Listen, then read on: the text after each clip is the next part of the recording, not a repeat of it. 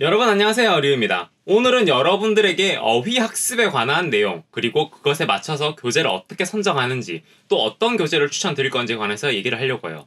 외국어를 공부하는 많은 분들이요, 항상 고민하는 문제 중에 하나가 바로 이 어휘학습이라고 생각을 합니다. 그런데 막상 어휘학습을 하는 분들을 보면은 어휘학습에 대한 어떤 기준도 없고 전체적인 틀도 없이 그냥 외워보고 남들이 좋다고 하는 교재가 있으면 그 교재를 사서 왜 좋은지도 모르고 무작정 펼쳐보고 그냥 외우는 분들이 절대 다수인 것 같아요. 지금 제 얘기 들으면서 뜨끔하신 분들은 끝까지 꼭 봐주셔야 돼요, 진짜. 그래서 오늘은 어휘학습을 전체적인 틀에서 한번 바라보면서 특히 중급 학습자들이 어떤 교재를 가지고 어떤 식으로 학습을 해야 되는지에 관해서 한번 말씀을 드리려고 합니다. 어휘학습은 크게 두 가지로 나눌 수가 있습니다. 특정 어휘가 가지고 있는 이미지적인 정보, 그리고 어휘와 링크된 그런 내용과 뉘앙스를 익히는 질적학습이라고 하는 것과 보다 방대하게 어휘의 정보를 늘려나가기 위한 양적학습이라고 하는 것이 바로 그것이에요. 어떤 선생님들은 무조건 빨리 배우는 법을 강조하는 양적학습 위주의 학습법이라거나 어휘의 차이를 아는 것이 가장 중요하다라는 식의 질적학습 위주의 학습법, 어느 한 종류의 것이 마치 어휘학습의 전부인 것처럼 강의를 하곤 해요. 사실 이런 강의들은 모두 반쪽짜리 강의라고 할 수 있는 것이죠. 왜냐하면 양적학습이라고 하는 영역과 질적학습이라고 하는 영역은 상호 보완적인 관계성을 가지고 있기 때문에 어느 한쪽을 등한시한다면 별로 의미가 없는 학습 방법이 되기 십상이기 때문입니다. 우리는 언어를 학습할 때 학습이라던가 암기, 자연스러운 기억 등의 인풋을 통해서 일정 레벨, 일정 양 이상의 정보를 습득하게 된다면은 그 속에서 자기 나름대로 이 어휘적인 정보들을 취합하고 정리하고 규합하고 또 분류하고 비교하고 대조하는 여러 가지 과정을 무의식적으로 또는 의식적으로 거치게 됩니다. 이를 우리는 일반화 과정이라고 해요.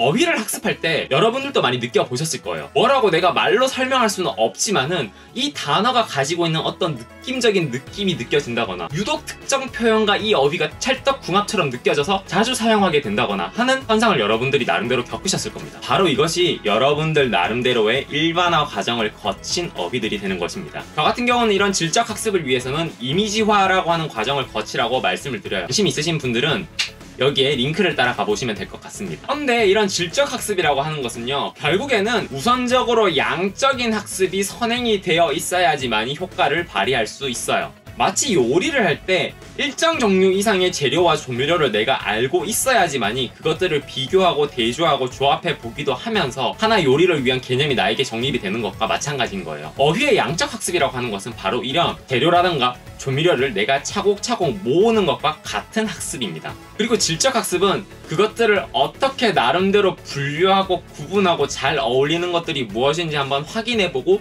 조합해보기도 하는 그런 과정들을 통해서 그 실체를 하나하나 파악해 나가는 것과 같은 것이에요. 결국에 우리는 이 양적 학습이라고 하는 영역과 질적 학습이라고 하는 영역이 반복되는 사이클 속에서 진행을 해야 됩니다. 양적인 학습을 효율적이고 빠르게 그리고 일정량 이상을 하게 된다면은 그것들을 베이스로 해서 그것들을 다시 복습하는 과정 속에서 보다 정확하게 기억하고 뉘앙스를 파악하면서 조금 더 이해를 깊이 하는 질적인 학습을 해 나가야 된다는 거예요. 이 사이클을 모른다면은 여러분들은 그냥 주구장창 양적 학습만 하시거나 속도가 안 나오는 질적 학습만 계속해 나가시다 보면은 현타가 오게 될 수밖에 없어요. 어휘를 내가 이만큼 아는데 왜 이렇게 못 쓰지? 왜 이렇게 모르지? 라는 생각을 가지거나 내가 어휘를 이만큼 깊이 있게 공부를 하는데 속도가 너무 안 나와서 답답해라고 생각을 하거나 특히 JLPT 2급 이상 정도가 되시는 분들 같은 경우에는 양적으로 어휘를 많이 알아야 되기 시작하는 때이기 때문에 어휘학습도 양적 학습에 치중하게 돼요. 근데 문제는 뭔가 하면은 JLPT 교재만 가지고 공부를 진행해 나가시다 보니까 급수 합격을 하게 되면은 복습 과정을 하지 않고 그대로 그냥 그 책을 던져버리고 JLPT 1급으로 넘어가서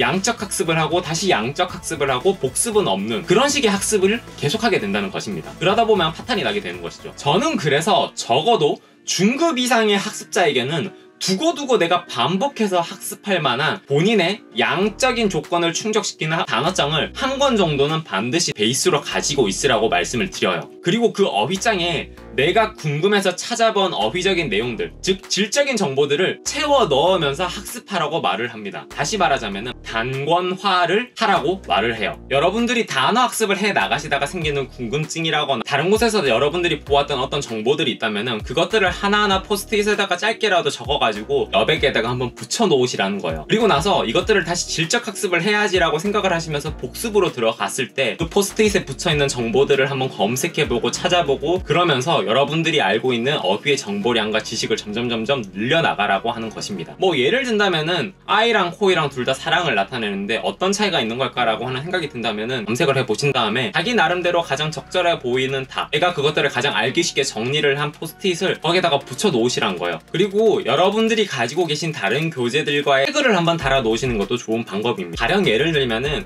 내가 단어들을 쭉 외워 나가다가 유독 내가 잘 모르겠다라고 생각이 드는 한자들이 존재한다면은 그 한자를 내가 어떤 교재의 몇 페이지를 통해서 외웠었는지를 한번 태그를 달아 놓아 보세요. 그렇게 된다면은 여러분들이 어휘를 복습하는 것만으로도 하나의 여러분들이 가지고 있는 여러 가지 지식들이 링크가 되기 시작합니다. 바로 이런 식의 단권화 과정이 중급 학습자 이상부터는 반드시 필요하게 돼요. 왜냐면은 중급 학습자 이상부터는 여러분들이 익혀야 되는 어휘의 양이 굉장히 많아지는데 어휘라고 하는 것들은 결국에는 여러분들이 반복해서 끊임없이 보지 않으면 머릿속에서 다 날아가 버립니다. 그러면은 그것들을 반복해서 볼 수 있는 중심이 되는 어떤 교재가 필요한데 이 교재가 단순하게 어휘장으로서 끝나는 것이 아니라 여러분들이 익혀왔던 모든 정보들이 총망라되는 어떤 사전 같은 영역으로 바뀌어 나가야지 여러분들의 어휘가 점점 강해질 수 있기 때문입니다. 그렇다면 이런 단권화를 위한 양적인 교재로는 무엇이 좋으냐라고 물으실 텐데요. 일단은 어떤 교재가 좋은지에 관한 몇 가지 요건들을 제가 제시해 드리도록 할게요. 첫 번째 요건은요, 양적인 볼륨을 충족시킬 수 있어야 한다고 하는 점입니다. 질적인 영역은요, 궁금할 때마다 인터넷 조사를 통해서 어느 정도 내용을 보강해 나가면은 충분히 충족이 가능한 내용들이에요. 그때마다 어휘장에다가 부가적으로 정보를 기입해 나가면 되는 것이니까요. 그런데 어휘를 양적으로 본인의 노력만으로 더해서 충족시켜 나가는 거는요, 꽤 많이 힘이 들어요. 그러니까 되도록이면은 양적인 볼륨을 어느 정도 가지고 있는 어휘장이 여러분들의 기본적인 어휘장이 되어야 돼요. 그리고 요건 두 번째는 레벨별로, 품사별로 어느 정도 구분이 다 되어 있는 어휘장이라야 합니다. 여러분들이 중급 이상의 레벨이 되기 시작하면은요, 특히 여러분들이 약한 품사들이 생기기 마련이에요. 그럴 때마다 해당사 위주로 내가 복습을 한번 쭉 해나갈 수 있는 교재가 반드시 필요합니다. 이게 막 섞여있고 구분이 안 돼 있으면 여러분들이 나중에 복습을 할 때에는 굉장히 힘이 들 수밖에 없어요. 자, 레벨 면에 있어서도 복습을 생각한다면 어느 정도 나누어져 있어야지만이 여러분들이 복습이 용이해요. 내가 이미 JLPT 1급 시험을 보고 있는데 저기 밑에 JLPT 4급 레벨의 그냥 단순한 단어들을 다시 복습하기에는 조금 애매하잖아요. 내 레벨에 맞춰가지고, 그리고 내가 요 정도 부분부터 다시 복습을 시작해야겠다라고 하는 생각에 맞춰가지고 복습을 할 수 있게끔 레벨도 충분히 나누어져 있는 것이 굉장히 중요합니다. 그리고 요건 세 번째, 이 부분이 가장 중요한 부분인데요. 어휘의 의미와 예문 해석의 효율성과 적절성이 얼마만큼 잘 구비되어 있는가라고 하는 부분입니다. 많은 어휘장이요, 사전 직역투 이런 경우에는 특히 너무나도 많은 의미들을 한꺼번에 다 나열해 놓고 끝내버리는 그런 어휘장이 있는가 하면은 지나치게 의역이 들어간 그런 어휘장들도 많아요. 요런 류는 사실 여러분들이 사지 않느니만 못한 어휘장들일 수밖에 없습니다. 많은 의미들을 한꺼번에 융합시키고 통합시켜 나가면서 효율성을 얼마만큼 잘 추구했는가, 더해서 핵심적인 그런 의미들을 문맥적인 요소까지 잘 고려해가지고 얼마만큼 잘 뽑아냈는가 라고 하는 것이 학습을 할 때에는 특히나 더 중요한 요소가 될 거예요.